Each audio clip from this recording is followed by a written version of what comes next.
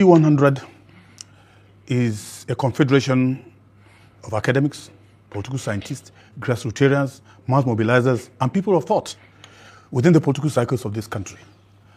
Now, central to this issue is that patriotic and nationalistic intervention that we are planning to have on the political turf of this country. Whether we like it or not, Nigeria is in their strait. Nigeria is governed by people that are not prepared to govern this country. We found out that almost everything, in almost all departments of life in this country, everything is dwindling to the lowest ebb. And therefore, we strongly believe the quickest intervention in the process of good governance, where we'll have people of thought, leaders of thought, and politicians that have nationalistic instinct rather than selfish agenda, should come together to make sure that we have a formidable team that could rescue this country from the jaws and fangs of people who coincidentally got power. Maybe they snatched, they run away with it, and they kept it. What we want to do is to form a coalition. This G100 presupposes an ideology that we're planning to have where micro-nationalistic instincts should be updated to macro-nationalistic instincts, where we find people of character, people of distinction, and people that have been entrenched in the political development of this country to come and save Nigeria. Because the way and manner we're going, Nigeria as it is today, we're in very terrible state of the nations in terms of right. Okay, well, you've made that point. Let me ask you this. Are you a member of any political party? Usually, all of us were members of political parties. Right. Which party are you a member of? I'm in the ADC. Okay. I just need to be clear on that. Yes. Is the G100 simply offering advice, or are you actively mediating talks between these opposition leaders? Yes, what we intend to do is, you see, this G100 comprises of Nigerians or politicians from diverse political backgrounds. Almost all the political backgrounds, and also all people, all manners of people from different geopolitical zones are embedded in this program. We are putting ourselves together as politicians that want to save this country.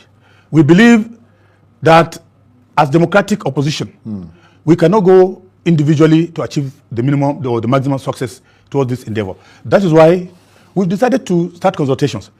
We want to up the ante from the Ibadan Convention of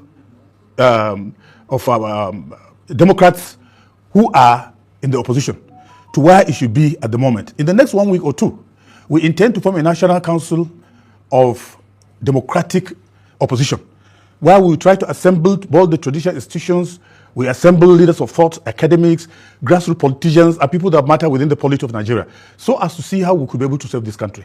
As it is today, I can assure you, we started making consultations. Yeah, but so far, so good. Let me just say this. Yeah. I mean, your intention is good. Yes. But the reality on the ground, as they say, is totally different, isn't it? I mean, if Atiku and Peter Obi, for instance, insist on running, your unity project is effectively dead, isn't it? I think this is a wrong assumption. Let us not build our arguments on quicksand arguments. It's not a quicksand. It's an assessment of what happens in Nigeria. It is an assumption. They couldn't do it in 2023. They couldn't do it because Peter Obi left the ADC because of a perception that they simply weren't going to be able to do it. He wasn't ready to give up. Atiku wasn't ready to give up.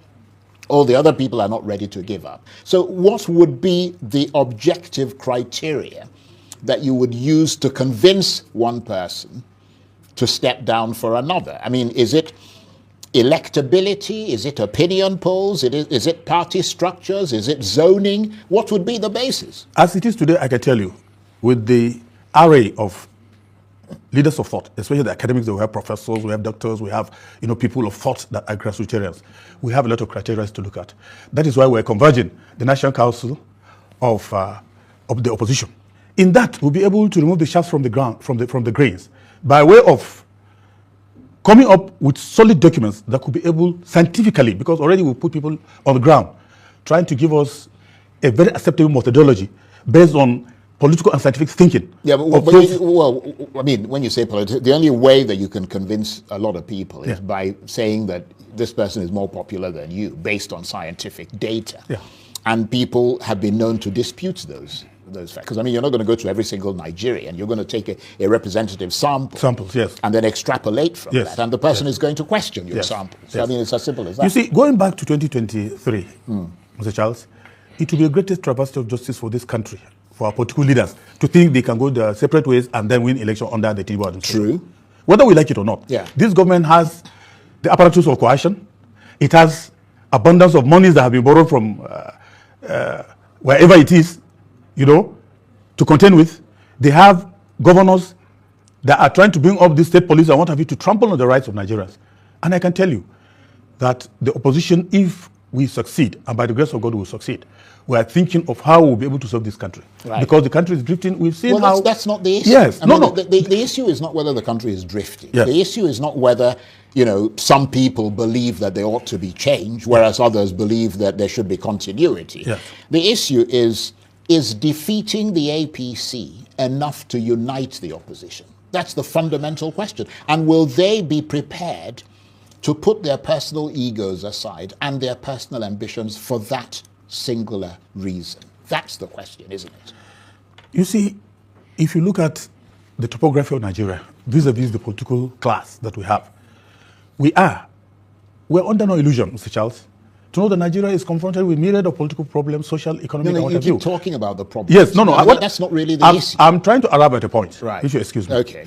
You see, so almost all the politicians or the political class they are talking about, they know the danger of going their separate ways onto this election to confront President Bola Ahmed But they've Tinubu. already gone their separate No. ways. They still and they had can. an opportunity under your party, the ADC, to come together. You see, and they went their separate ways. Within 24 hours in politics, anything can happen. Yeah, but and I can assure so you. it's the G100 of all the other people who are going to wave the magic wand, the Harry Potter wand, and everything is going to be ship-shape and seaworthy, is it? No, you see, the G100, we have plans.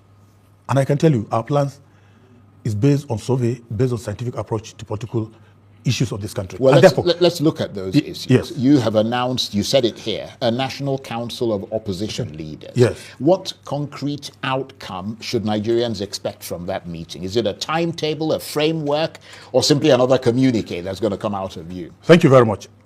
As of today, we've met about 5 or 6 different leaders of thought from different political parties, and we're still continuing. Since the time when this letter came out, we've met Siriake Dixon, we've met Atiku, we've met Turaki, we've met about... And what has their response been? Very positive. Right. They are all interested in us coming together now that they know the danger of allowing President Bola Ahmed Tinubu to confront the Nigerian political class under the present circumstances. Yeah, but is Atiku prepared to step aside for someone else? Who knows? When we talk... Well, you're saying who knows? No, I'm asking you. no, You're the one who's been Yes, what I'm communicating with. I'm saying, if we meet, we're going to talk. The most important thing is for us to sit down and talk and iron issues. But have they committed to participating in this National Council of Opposition? Almost all of them, the ones so far we've met, Right. about 5, 6.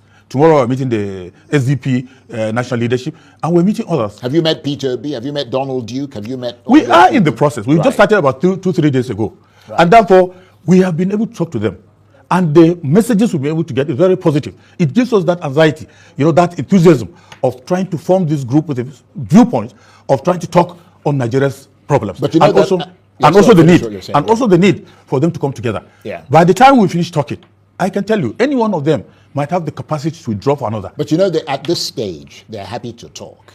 Because you haven't said to them, you've got to step aside. I mean, you're a politician, you know what I'm talking about. It's not for you us. haven't said that to them. You're just saying, because they're all saying, Atiku is probably hoping, he's not a politician, that you say to the other people, step aside, I've got the best chance to win. Because I'm from the North, and the North has a bigger voting bloc, and therefore if I can rally all those people, as well as the people that you people can bring from the South, I can win. Peter Obi is going to say, well, no. I mean, I am from the South. I can rally the South, and I've got Kwankwaso from the North. And, Kano is a huge voting bloc, and we can sort of straggle together a lot of other things.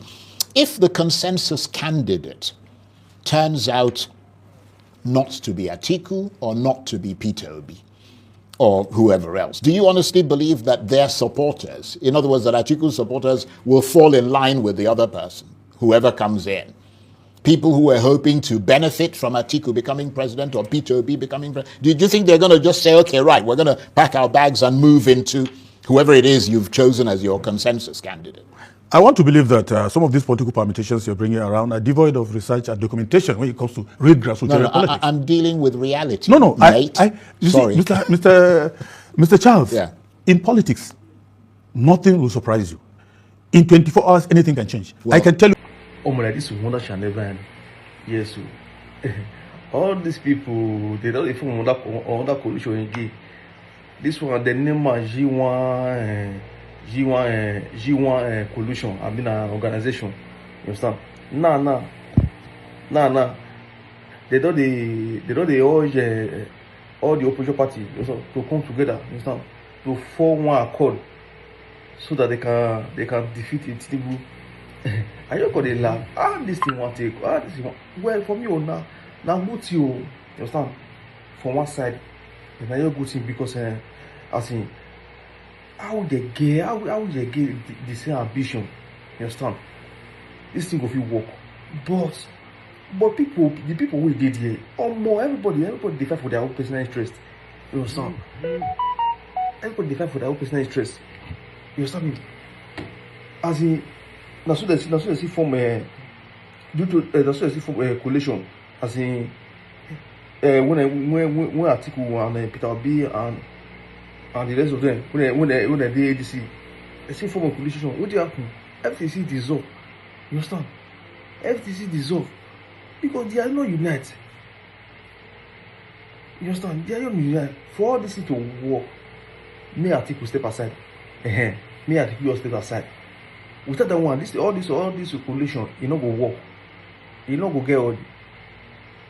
I'm this country with it. You know go get it. So I like Charles. I like the question where they have this man. You understand? So I really know it work. Because this one not be it don't clear to our eye, you understand? So all this thing not go work.